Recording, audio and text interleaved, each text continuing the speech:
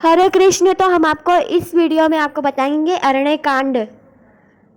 तो हम आपको बता दें कौन सा संवाद अरण्य कांड में सीता और अनुसुईया मिलन।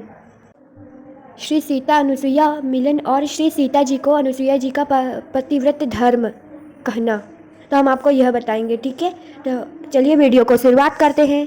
तो हम अरण्य कांड खोल रहे हैं, तो चलिए वीडियो को शुरुआत करते हैं। मुनि इस प्रकार विनती करके और फिर सिर नवाकर हाथ जोड़कर कहा, हे नाथ, मेरी बुद्धि आपके चरण कमलों को कभी न छोड़े। परमशीलवती और विनम्र श्री सीता जी श्री जी के पत्नी अनुसुईया जी के चरण पकड़कर उनसे मिली। ऋषि पत्नी के मन में बड़ा सुख हुआ। उन्होंने आशीष देकर श्री सीता जी को पास बिठा लिया और उन्हें ऐसे दिव्य वस्त्र और आभूषण पहनाए जो नित्य नए, निर्मल और सुहावने बने रहते हैं।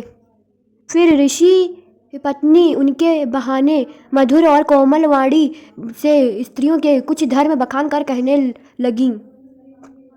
हे राजकुमारी, सुनिए, माता पिता भाई सभी हित करने वाले हैं, परंतु ये सब एक सीमा तक ही सुख देने वाले हैं। परंतु हे जानकी, पति तो मोक्ष रूप असीम सुख देने वाला है। वह स्त्री अधम है जो ऐसे पति की सेवा नहीं करती।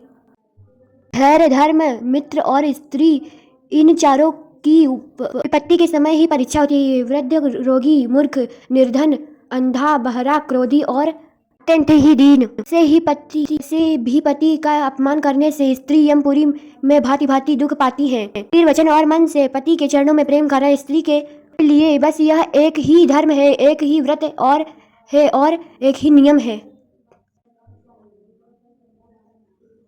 और अब हम यहाँ से पढ़ेंगे। इसमें 4 प्रकार की पतिव्रताएं हैं।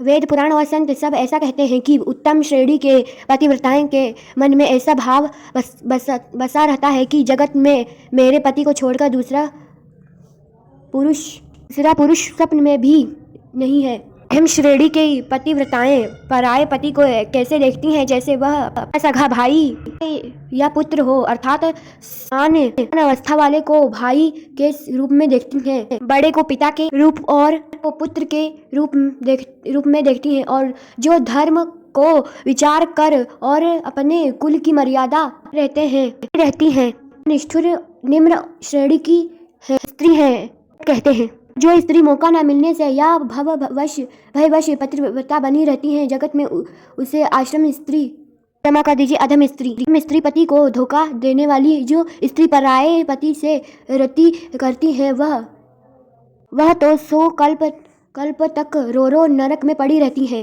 भण के सुख के लिए जो 100 करोड़ असंख्य जन्मों के दुख को नहीं समझती, उनके समान दुष्टा कौन होगी। स्त्री छल छोड़कर पतिव्रत धर्म को ग्रहण करती हैं, वह बिना ही परिश्रम परम गति को प्राप्त करती हैं।